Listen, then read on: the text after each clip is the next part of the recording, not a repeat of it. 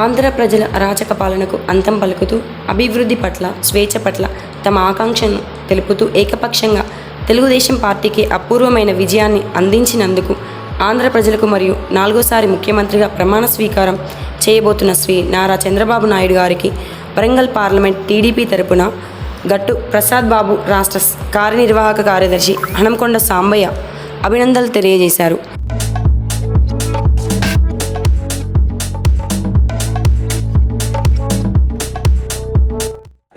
చంద్రబాబు గారికి తెలుగు రాష్ట్రాలంటే తెలుగు ప్రజలంటే అమితమైన ప్రేమ. అన్న నందమూరి తారక రామారావు గారు ఆత్మాభిమానంతో పార్టీని స్థాపిస్తే ఈయన సంపదను సృష్టించడానికి పనిచేస్తూ ఉంటాడు. మీరు చూడండి, చంద్రబాబు గారు ఎక్కడ ఉంటే అక్కడ సంపద సృష్టించబడుతుంది. హైదరాబాద్ ఉదాహరణ తీసుకోవచ్చు, మీ అందరికీ తెలిసిందే.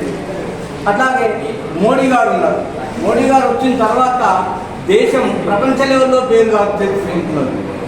ఏ విషయంలో తీసుకున్నా, రాయబార విషయాల్లో కానీ ఇట్లాంటి విషయాల్లో కానీ తీసుకొని వాళ్ళు ముందుకు వెళ్తున్నారు. ఈ ఇద్దరు నాయకులను గెలిపించిన ప్రతి ఒక్కరికి మేము హృదయపూర్వక కృతజ్ఞతలు తెలుపుతున్నాం. భారతదేశంలో తెలుగు రాష్ట్రాల్లో చాలా మార్పులు తీసుకొచ్చింది. ఈ సంవత్సర కాలంగా కనుక చూస్తే ఇక్కడ కేసీఆర్ యొక్క అహంకారానికి తెలంగాణ ప్రజలు సమాధానం చెప్పారు.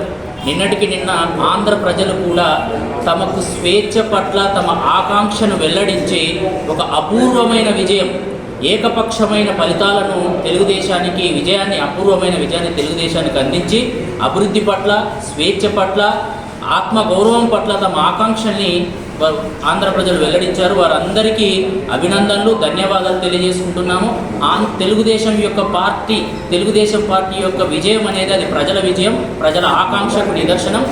దీన్ని వాడుకొని ఖచ్చితంగా తెలుగుదేశం పార్టీ గెలిచిన ప్రతిసారి సమాజానికి, ప్రజలకు మేలు చేసే విధంగానే పనిచేస్తుంది. ఇక ముందు కూడా అలానే నిలబడుతుందని సందర్భంగా తెలియజేసుకుంటూ, నాలుగోసారి ముఖ్యమంత్రిగా ప్రమాణ స్వీకారం చేయబోతున్న తెలుగు జాతి ముద్దుబిడ్డ, తెలుగు జాతికి ఏకైక దిశ, దశ, భవిష్యత్తు చంద్రబాబు నాయుడు గారికి కూడా ఈ సందర్భంగా అభినందనలు తెలియజేసుకుంటున్నాం. తెలుగుదేశం పార్టీ ఘన విజయం సాధించిందంటే ప్రజల ఆలోచనతో మాకు తెలుగుదేశం పార్టీ ఈరోజు మంచి విజయాన్ని సాధించినాం.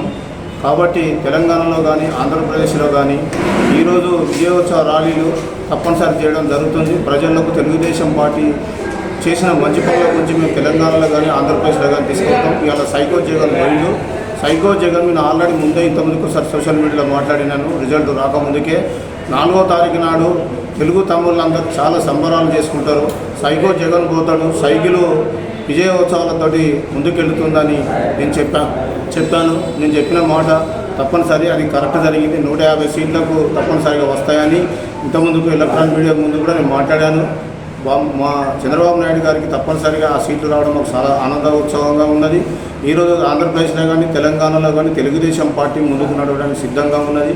పార్టీలో మరి రాజకీయ లక్షణాలు నేర్చుకొని ఆల్ పార్టీలలో ఇలా నాయకత్వం పనిచేస్తున్నదంటే ఆ రోజు శ్రీ నందమూరి తారక రామారావు గారు స్థాపించిన తెలుగుదేశం పార్టీ అని చెప్పక తప్పదు.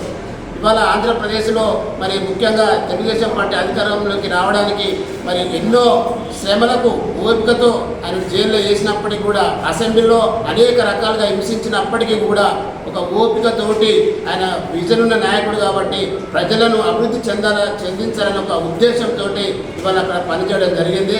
ఉమ్మడి ఆంధ్రప్రదేశ్లో ఆ విధంగానే పనిచేస్తుండో, సపరేట్ ఆంధ్రప్రదేశ్లో కూడా మరి ఉదువు తుఫాన్ కాంచెలు మొదలు పెడితే అమరావతి కానివ్వండి, పోలవరం ప్రాజెక్టు కానివ్వండి, అనేక పరిశ్రమలను స్థాపించి మరి అక్కడ ఇన్కమ్ జనరేట్ కావడానికి మూల కారణమైన చంద్రబాబు నాయుడు గారు మరి అక్కడ ప్రజలు ఎంత మెజారిటీ ఇచ్చిందో మీ అందరికీ తెలిసిన విషయమే. కాబట్టి అలాంటి నాయకుని యొక్క పరిపాలన రాబోయే తెలంగాణ రాష్ట్రంలో కూడా మరి వస్తుందని మేము నమ్ముతున్నాము. మాకు మొన్ననే హైదరాబాద్కి వచ్చినప్పుడు మరి ముఖ్య నాయకులతో మీటింగ్ పెట్టడం జరిగింది. అప్పుడు ఏమన్నాడంటే వచ్చే స్థానిక సంస్థలో ఎన్నికలు మనం పోటీ చేస్తామని చెప్పడం జరిగింది.